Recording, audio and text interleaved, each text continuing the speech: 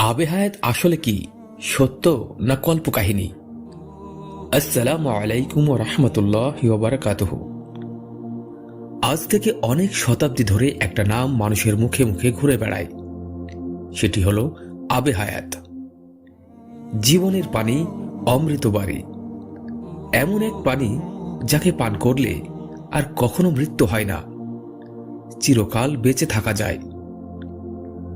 অনেকে বলেন হযরত খিজির আলাইহিসসালাম এই পানি পান করেছেন, তাই তিনি আজও জীবিত আছেন, কিয়ামত পর্যন্ত থাকবেন।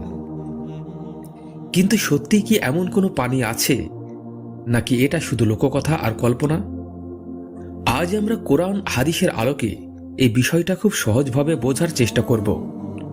চলুন শুরু করি। প্রথমে জেনে নিই শব্দের অর্থ। আব মানে পানি, হায়াত মানে জীবন। তাহলে আবে হায়াত মানে জীবনের পানি বা অমরত্বের পানি।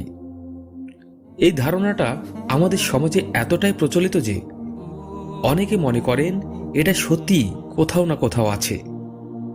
কেউ বলেন জঙ্গলের গভীরে আছে, কেউ বলেন কোনো গুহায়, কেউ বলেন জুলকার নাইনের সাথে খিজির আলাইহিসসালাম এটা খুঁজতে গিয়েছিলেন। কিন্তু প্রশ্ন হলো, এই কথার ভিত্তি কোথায়? চলুন দেখি কোরআন ও সহিহ হাদিসে এর কোনো প্রমাণ আছে কিনা। সূরা কাহফে আল্লাহ তাআলা হযরত মূসা আলাইহিসসালাম ও খিজির আলাইহিসসালামের ঘটনা বর্ণনা করেছেন। সেখানে একটা মাছের কথা আছে যে লবণাক্ত পানিতে গিয়ে অলৌকিকভাবে জীবিত হয়ে চলে যায়। অনেকে এই ঘটনা থেকে ধারণা করেন যে এটাই আবে হায়াতের ইঙ্গিত, কিন্তু আল্লাহ নিজেই বলেছেন এটা ছিল একটা নিদর্শন, অর্থাৎ আয়াতুল। এটা কোনো অমরত্বের পানির কথা নয়। আরও গুরুত্বপূর্ণ বিষয়, কোরআন ও সহিহ হাদিসের কোথায় এমন কোনো পানির কথা নেই যে তা পান করলে মানুষ চিরকাল বাঁচবে। ইসলামের মৌলিক আকীদা হল প্রত্যেক প্রাণীকে মৃত্যুর স্বাদ গ্রহণ করতে হবে। আল্লাহ বলেন, কুল্লু নাফসিন যায়িকাতুল মাউত, প্রত্যেক প্রাণী মৃত্যুর স্বাদ গ্রহণ করবে। সূরা আল ইমরান 185।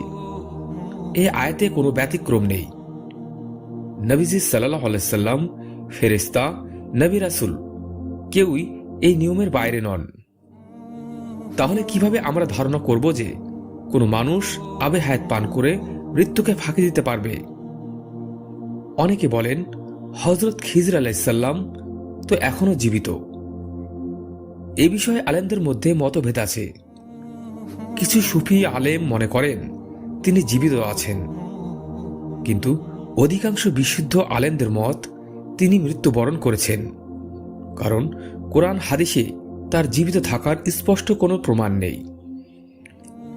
আর সবচেয়ে বড় কথা, খিজির আলাইহিসসালামের জীবিত থাকা বা না থাকা আমাদের ঈমান আমলের জন্য কোনো বাধ্যতামূলক বিষয় নয়। এটা আমাদের দৈনন্দিন জীবন ও পরকালের জন্য কোনো প্রভাব ফেলে না। সত্যিকারের আবে হায়াত আসলে কি জানেন? তা হল ঈমান, নেক আমল আর আল্লাহর রহমত। যে ব্যক্তি আল্লাহর সন্তুষ্টি অর্জন করে তার জন্য আছে চিরস্থায়ী জীবন জান্নাতে। সেটাই আসল অমরত্ব। আল্লাহ আমাদের সবাইকে সে আসল আবে হায়াত দান করুন, আমিন। যদি ভিডিওটি ভালো লেগে থাকে তাহলে লাইক করবেন, সাবস্ক্রাইব করবেন এবং বেল আইকন টিপে রাখবেন। তওবা স্টুডিওর ভিডিও আজ এখানে শেষ। সবাই ভালো থাকবেন এবং সুস্থ থাকবেন। আল্লাহ হাফেজ।